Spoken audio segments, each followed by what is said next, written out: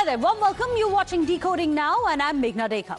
Well, before you pack your bags and plan that perfect summer vacation, here's a reality check that may ground your travel plans. Well, cheap air tickets, they are now disappearing and disappearing fast. Budget travel, well, that's a distant dream. Tensions have been flaring in the Middle East with Iran attacking UAE's Fujairah petroleum zone. This raises fears of a wider conflict. The big question, will Trump push for another full-blown war? And what does that mean for your vacation plans? Because the impact is already hitting where it hits the most, which is your wallet. Well, sample this. We are going to tell you how air tickets are already getting hard for our wallets to handle. For example, if you decide to book a flight from Delhi to London, Etihad is giving you a one-way trips ticket at 1,41,411. Then you have an option, Indian Airways. If you want Air India to buy a ticket from Air India, it is going to be over 71,000. This is prices for the 5th of May that we did a search. This is how much you have to pay in case you want a one-way ticket from Delhi to London. What if you try booking a ticket from Delhi to Phuket? Then Emirates gives you this flight for a whopping, and remember this is all one-way, a whopping 2,56,853. You can also opt for Indigo, which will give you the same ticket for 77,663. Let's show you the next one. The next flight route that we are checking for you is right here from Delhi to Dubai. In case you want to book it for Emirates, it's going to be over 70,000. If it is an Air India flight, it will be 1,36,088 rupees. Look at the prices. This is Delhi to Dubai, one way, single way. And this is what you have to pay, which is literally through your nose. From Delhi to New York, if you want to book a flight, and if you try Air Canada, that's going to cost you 6,27,982. And if you want to book Air India, it is going to be 86,757. These are the kind of prices. Remember, all of this is one way. From Delhi to New York, it is about 8.4 lakhs in Air Canada, and Indigo will give you the same ticket for 1,08,000. One would imagine that this is actually now comparatively cheaper, if you can call it that, one-way tickets. So it appears that budget travel is now becoming a thing of the past. In fact, if the war escalates any further, then there are going to be fewer flights which are going to be taking to the skies. We break down the math behind your rising airfares and how this global crisis could possibly reshape the way that you travel this season.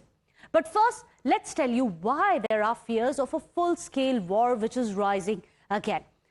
Well, it's day 66 of the US-Iran conflict, and the fragile ceasefire now appears to be unraveling very fast. Iran has launched a fresh drone strike, which has targeted, as you can see on your screens, the Fujairah oil industrial zone in UAE. A direct escalation after Donald Trump warned Iran of severe consequences if US ships were targeted in the Strait of Hormuz or the Persian Gulf. Well, the UAE says that it intercepted a barrage of 12 ballistic missiles, 3 cruise missiles, and 4 drones, which prevented a larger disaster. But the impact is very clear. Fires erupted at the Fujairah energy zone, a site which was hit earlier as well, raising fears of repeated targeting of critical oil infrastructure. 3 Indian nationals have been injured. The External Affairs Ministry of India has also called it unacceptable. But this was just a precaution. Flights at major hubs, this in Dubai International Airport, Sharjah International Airport, all of them had to be temporarily suspended. This attack has yet again led to increase in the crude oil price amidst the Hormuz blockade. So first, let's tell you why this new escalation has happened in Hormuz, and let's tell you what is Trump's Project Freedom. Now, Trump has said that he started Project Freedom. What is that? It is a guided escort of all the vessels which are stranded in Hormuz because of the blockade which has been imposed by Iran. He calls it a humanitarian gesture for Iran and the rest of the world. You also have Scott Bessent saying that it is for billions in India as well, because LPG comes via the Strait of Hormuz. But anyways, this mission Freedom, as it is called by Trump, aims to ease global economic strangulation of oil flow, and to enforce Project Freedom, US has now deployed 15,000 personnel, over 100 aircrafts, multi-domain drones, guided missile destroyers as well. But this has been seen as a massive escalation. Iran, in fact, war has now pushed the global aviation sector into its deepest crisis since the COVID-19 pandemic, with airlines now struggling to absorb the soaring costs and operational disruptions as well. In fact, before the war started on the 1st of February, it was, in fact, let's get you the prices. And this is a comparison that we are going to be showing for you. There has been a sharp increase of ATF, which is aviation turbine fuel, which is being purchased by airlines. Before the war, on 1st of February, it was 91,393 per kiloliter, which now, after the war, after 66 days of the war, currently stands on 1,04,927 per kiloliter. So this in India essentially means that there is about 14.8% hike in the ATF that airlines must pay in India. In fact, this also reminds us why. With the aviation sector being affected, let's tell you about the price of Brent crude oil. That is the reason why ATF has gone up, because before the start of the war, of the US-Iran war, the current price as of today, let's compare the two of them. Well, before the war, it was at $72.97 per barrel. This was 27th of February, the day before the war started. And this is where it stands today, which is 114.44, which is the 66th day of the war on the 5th of May. You can see the way that Brent crude oil price has gone up, which has led to a spike in the price of ATF as well.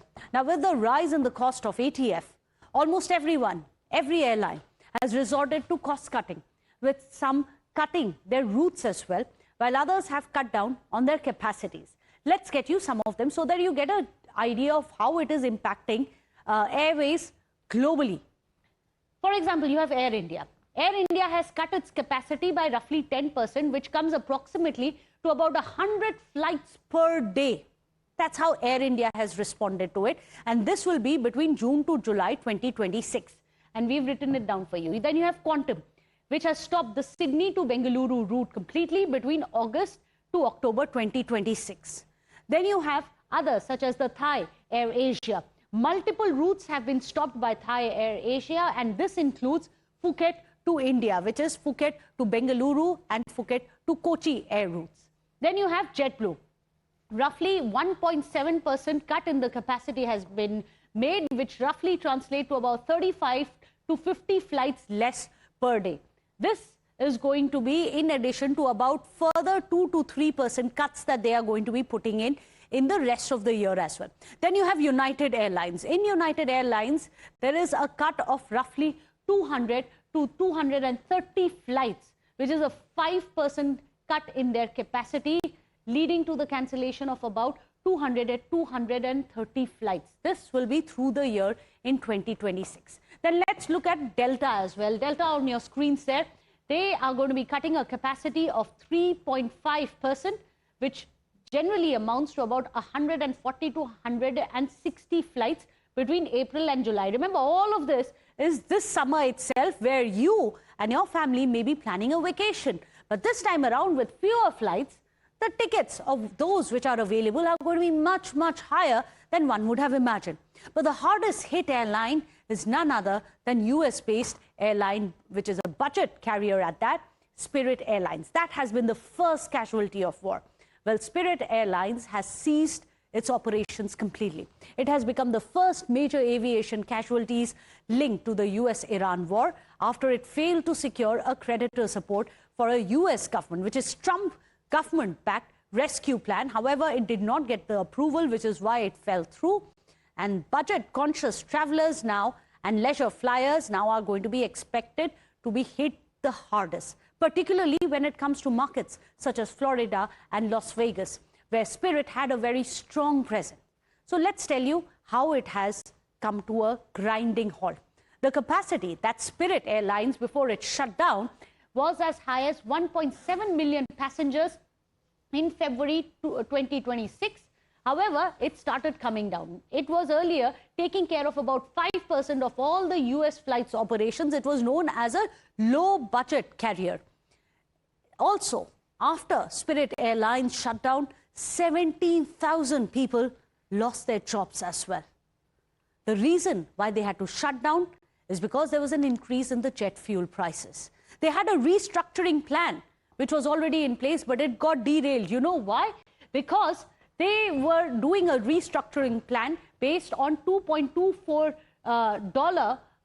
price of fuel, which unfortunately then rose up to 4.51 per gallon. This is why their restructuring got derailed, because they did not factor in the Iran war. They did not factor in that they are now going to be paying 4.5 per gallon instead of 2.24 per gallon. And that is where it all went wrong for them. Now, with the soaring air prices, your summer plans, of course, are bound to take a hit. But we are going to be telling you exactly what you can expect, how you can navigate it, and try and fly to your summer destinations with some of the careful considerations. Because if you are a bit aware, you may probably take better decisions. Let's tell you what you can do. What you must prepare yourself for are fewer direct flights and more layovers. So plan it accordingly. Perhaps closer destinations will help. Also, there are going to be higher chances of connecting flights. So in case you do not want to do connecting flights, if you are traveling with children, if you are traveling with the elderly, you must factor in that there's a possibility of a whole lot more of connections than you would have otherwise had. Third, there are higher fares which are expected due to reduced capacity. There's really nothing much you can do about it, but book in advance. Book earlier so that you can stay a bit more flexible with the dates, because there aren't going to be too many options. Also, you must consider alternative traveling routes, as many of the people are doing. For example, if you can travel by car, if you can go to a closer destination into a faraway destination, if you can go domestically, if you can travel, because in India, the ATF rise is only for international flights, not for the domestic ones. That may just give you a bit of a relief. But what is it that can be expected in the near future? Let me go across to Dr. P.K. Basu, an economist who's joining us live from Delhi. Also joining us, Bashar El-Halabi, who's a global energy markets analyst who's joining us live from Dubai. Thank you so much for joining us, Dr. Basu. If you can tell us, what do we expect in the near future? Because there are many in India who are worried, because it is the international flights which are expected to take a beating. With the ATF fuel getting expensive, with Brent crude oil getting expensive, even the domestic flights are going to be impacted, isn't it? Absolutely. All flights will be affected if prices stay this high. And the likelihood is that prices will stay above $100 a barrel for crude. And so ATF prices will stay high, and that will affect the price of flights. And that is going to stay, I think, for most of the summer, unless we can get an early resolution to the war situation. Yesterday, there was some hopeful news with the Iranians apparently sending some responses to the U.S. proposals for a final peace accord. I doubt that that is the final in any sense, but there is at least some hopeful signs of renewed negotiations. Mm-hmm. Well, there is always hope that there is going to be renewed negotiations, but what happened overnight is what really worries us, Bashar Al-Halabi, because at the end of it, Iran again has struck one of the biggest petroleum oil zones at that, the Fujairah, in UAE. Does this not escalate fears of there being yet another spike? Do we expect in the near future for the projections to come down a bit less than what it is currently for the Brent crude oil? So yesterday, after the attacks on the UAE in general, including the Fujairah port, which hosts large oil storage facilities, product storage facilities, and even loading the main loading point for the UAE, which bypasses the Strait of Hormuz. After those attacks, we saw oil prices jump at an average of like 6% throughout yesterday. But given this escalation did not go further, given there was not really a retaliation from the UAE side, it seems like energy markets and specifically oil markets kind of calmed down a bit. We saw a drop by around 2% today. Things are really messy right now because yesterday when markets opened, there was this assumption that for President Trump to announce Operation Freedom and for tankers to start moving through the Strait of Hormuz, there must have been some sort of a back channel diplomacy plus agreement, at least with Iran. And then what happened throughout the day was actually an escalation, whether vis-a-vis American naval assets in the area or the UAE, which increases risks again, and geopolitical risks and security risks around the Strait of Hormuz, and further hampers the process of tankers moving through the strait, which also anyway puts more pressure on oil prices, upward pressure obviously, and keeps us in the range of over $110, which is very consequential for the global economy in general. And even if there is a breakthrough, Dr. P.K. Basu, how do we expect that to reflect in the crude oil prices? Does that happen overnight? Because all of this will take a long time to recover from. After all, the disruptions to the supply chain have been almost unprecedented. Yeah, I don't think prices will come down dramatically, even if there is a resolution of some sort. But if there is a resolution, of course, prices will, over, say, a 3 or 4 day period, come down by easily $10 a barrel, $10, $15 a barrel. But at the moment, the negotiations are rather fraught. There still seems to be substantial gaps between the two sides' positions. And in particular, the Iranians appear to be attempting a resolution without the nuclear issue being on the table at all. Yes. Which clearly is unlikely to be acceptable to the U.S. And Israel. So I think a resolution is unlikely anytime in the near future, but hopefully there won't be too much further escalation. I mean, of the sort that we saw last time around? Yeah. Yeah, the kind of escalation. In that case, Bachar, what do you make of Mission Freedom, which has already been launched? Is this going to improve the situation in Hormuz and help straighten out the supply chains, or is this going to make it worse? Because we've seen the fallout of this war on the OPEC as well directly.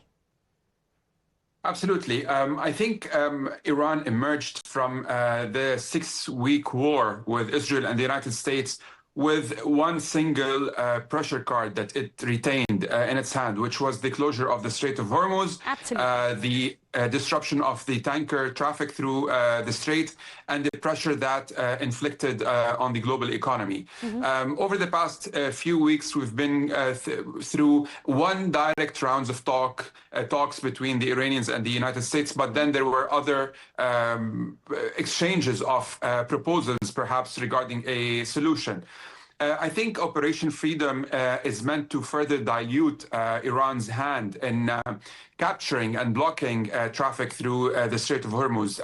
The United States first implemented, the administration of Donald Trump, President Trump, implemented a naval blockade to try and turn the tables on Iran after it refused to allow the free and safe passage of tankers through the Strait of Hormuz, which was supposed to be one of the clauses or agreements within the ceasefire agreement. This did not happen, so there was the blockade. And now what's happening is, anyway, diluting Iran's chokehold over the strait by escorting through naval assets, escorting tankers and container ships through the strait, while also maintaining the blockade on Iranian vessels and tankers in general.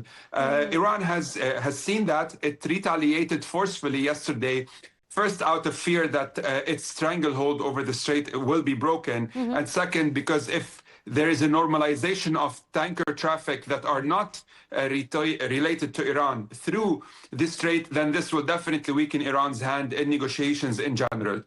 Absolutely. In fact, something that India has always reiterated, that there cannot be any such hurdles and it should be free for all. Every ship must be allowed to pass. And we are not in favor as a nation for any kind of a blockade of the Strait of Hormuz by any nation. But Dr. P.K. Basu, this happens, this escalation is coming in right ahead of the summer vacations. That's the time when everyone's planning trips. What is going to be the forecast for the aviation sector? Because it appears that the worst hit is going to be the budget airlines, like we've seen in US with Spirit Airlines being shut down. Is it going to be the budget traveler who's going to be impacted the most this summer? Yeah, well, basically an increase in aviation fuel prices will cause the percentage increase in budget tickets to go up a lot more. The percentage increase will be a lot greater. The impact on the bottom line consequently will be greater. And their ability to pass that price increase on to customers, I think, is somewhat constrained. So the full-service airlines, I think, will gain some market share at the expense of the budget airlines. The difference in prices will probably shrink, and that'll help the full-service airlines. But of course, prices in general will be higher for everybody, particularly because of the reduced capacity and cancellations of flights that are ongoing. Absolutely. And in India, of course, there aren't too many options at the moment. We have a duopoly. We have one low-cost airline and one full-service airline. So with that kind of a duopoly, the regulator probably has an even bigger role to play, but mainly to ensure that there isn't price gouging, there isn't too much, there isn't any collusion between the two duopolists. But in the end, I don't think DGCA can do very much to contain the increase in airfares as a result of some of these factors. Dr. Basu, does it make sense for you the way the Indian government has right now controlled the prices is by saying that ATF will be increased only on international flights and not domestic one? Because there has been a big controversy and a debate as to whether it should be uniform, as it usually is, but this time around, there is a split. Well, the government is doing this in a number of different segments of the market. We are seeing this with LPG as well, where commercial LPG prices have been raised, but not domestic. I mean, not consumer prices. So this sort of approach is reasonable, but it cannot be sustained for very long because eventually you will have leakage from one market to the other. Absolutely. It may be illegal, but you'll have leakages. After all, it's the same airline. And that will... It's going to be the same airline operating domestic as well as the international flights. Quick word. Sorry to interrupt you, but quick word from Bachar before we let you gentlemen go. Your projections for what is in store for the next few months for the aviation sector in terms of the ATF.